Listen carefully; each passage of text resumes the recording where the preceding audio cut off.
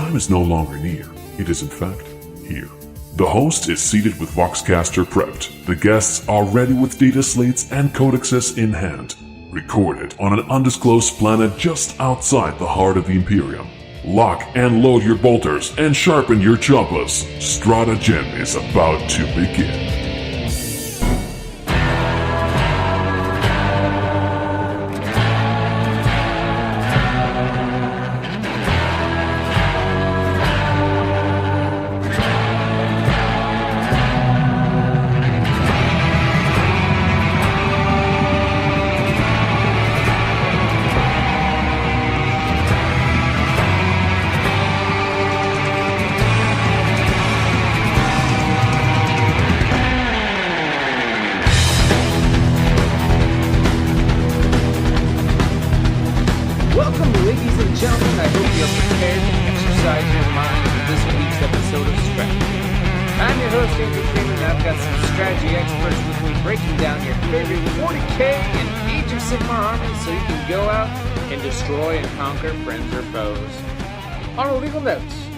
Said in this show represent Games Workshop, any of its affiliated companies. This show is in no way affiliated or owned by Games Workshop. This show is created by 10 guys that enjoy nerding out to OP formations that put so much cheese on the board, it makes grown men cry! Apparently now that there are 10 of us, we're out of the closet.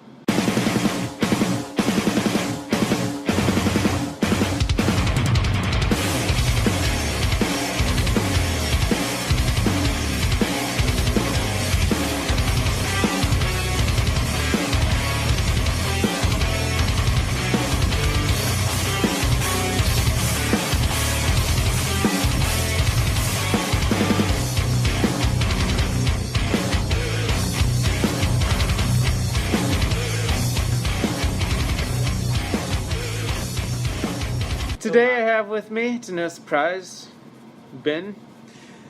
I'm not back. I live here, in the vents. I'm surprised you haven't noticed. And also Josh. Again, keeping it weird. He's always in the corner. He's that guy.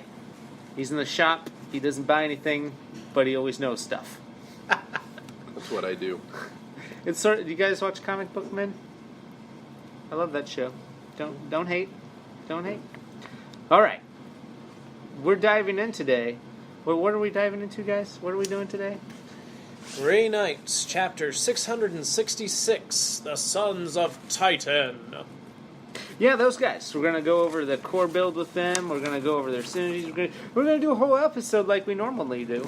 Imagine, like, regular Space Marines, but they all know how to read. You know, normal people know how to read. You know that, right?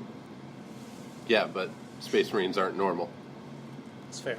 Yes, they're genetically mutated, large individuals that kill a lot of shit. Alright, moving on. Let's get into the core build. The Emperor protects!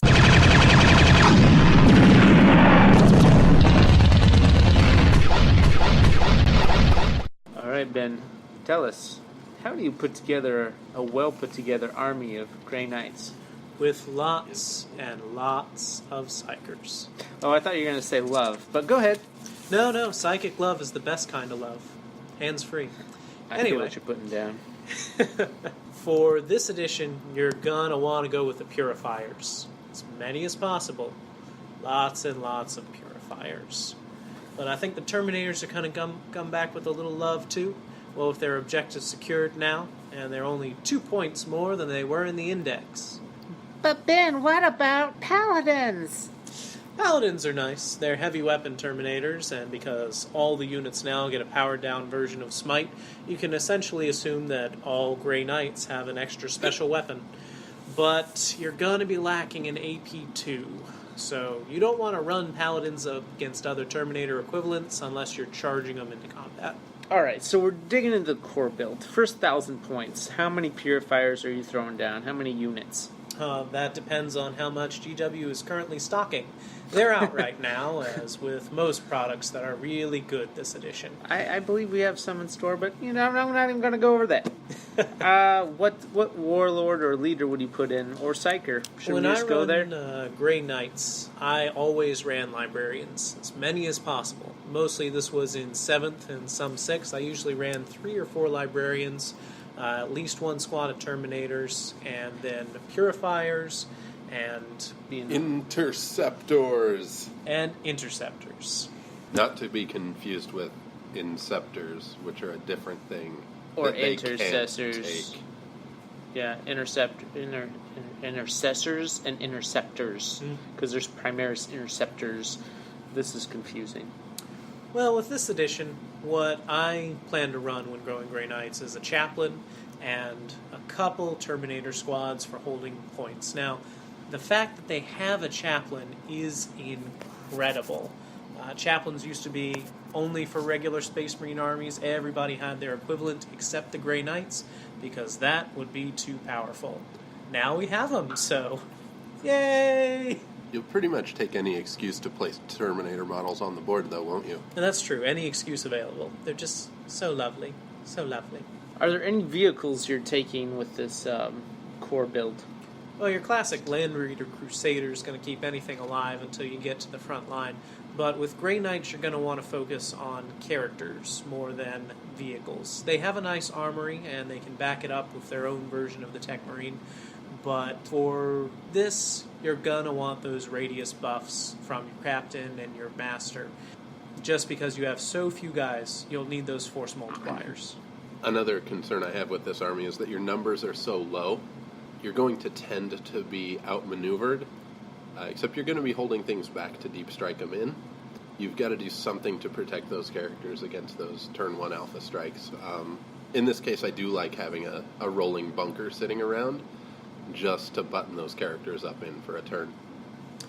On the same note, though, you don't want to spend too much on vehicles for this army. 1, because you don't have that many models to begin with. But 2, as long as you invest in psychers, you can basically redeploy anywhere you want throughout the course of the game.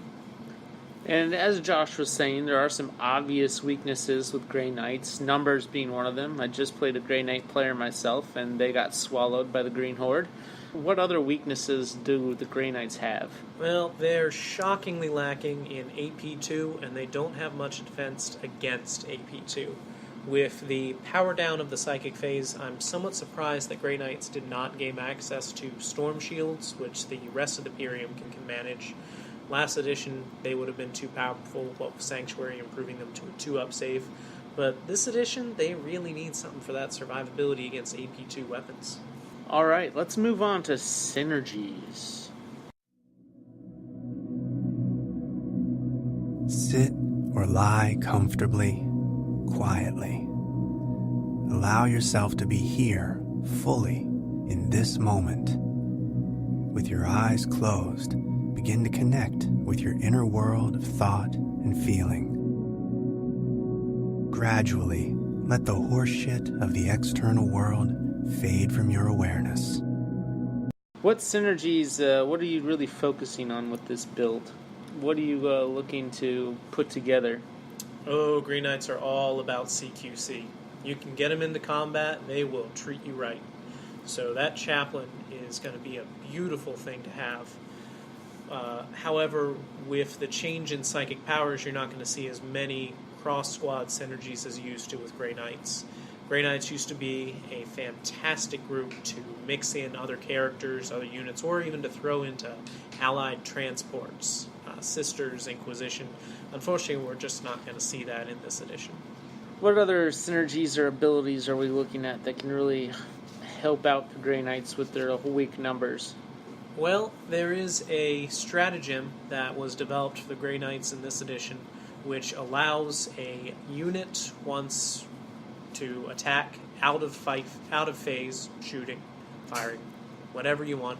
You'll want to use this on your Dread Knights, which that is just an amazing synergy. The fact that you can drop a Yunari-like ability for a command point and use it on your most powerful unit is going to be fantastic. We're going to see that a lot on the table, and I think we're going to see more HQs in Dread Knights on the table. Oh, yeah. I'm a huge fan of the HQ and the Dread Knight because it's the biggest, baddest boss HQ that the Imperium has. Towering over Guliman. It's just cool. All kinds of cool. I would just like to say to Mr. Ward that we are not downplaying Guilliman's significance. No, he will forever be our spiritual liege. And there's no reason to buff him because we have a perceived stronger unit. He's a Dread Knight. He's supposed to be big and strong. We got that. 2 swords! 2 swords! Alright. I think we should get ripped! I don't know if you heard me counting. I did over 1,000. You have your ubulus muscle that connects to the upper dorsimus. It's boring, but it's part of my life. I'm just going to grab this shirt if you don't mind. Just watch out for the guns. How do you get a Grey Knight army ripped? What do you gotta do? How many Dread Knights must you put on the table? 4. No, magic answer, alright. Well, didn't even have to think about that. You just knew. 3 regular, 1 HQ. Just fill a detachment. You're good to go.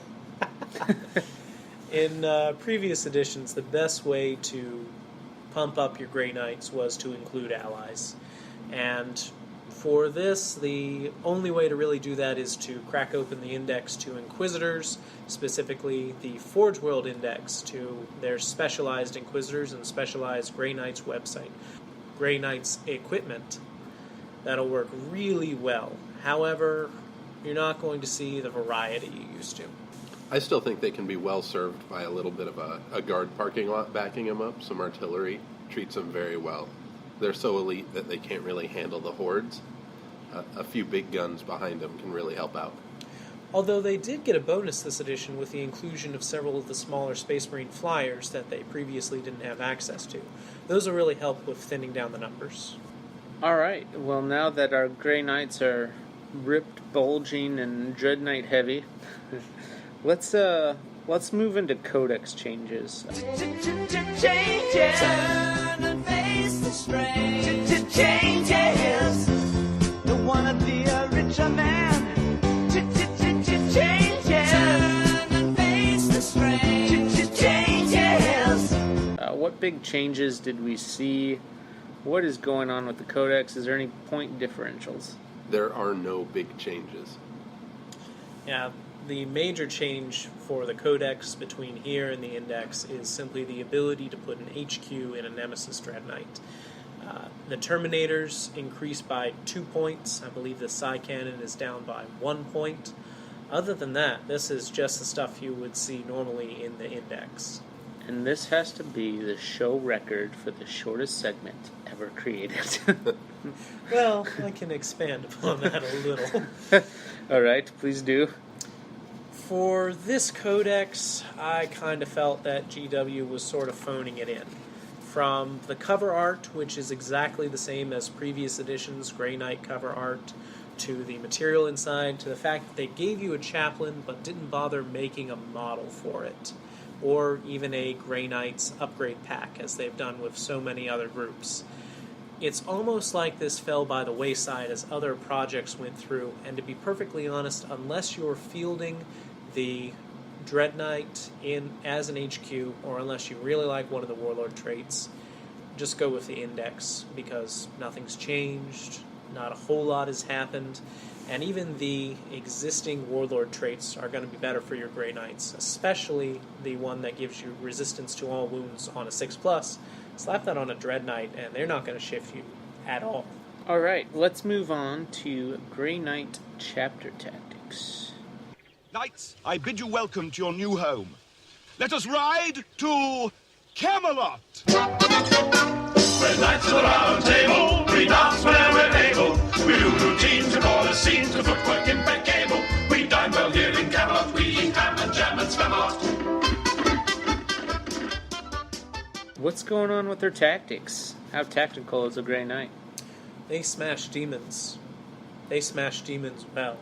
Really, really well. Somebody needs to. Well, they got some flair and individuality with relics in this Codex, which are pretty much copy-pasted from previous edition relics. No major changes. The awesome Stormbolter is now an even more awesome Stormbolter with crazy amounts of shots. Dama Liber Demonica, I believe it's pronounced. You'd rarely hear people say it, mostly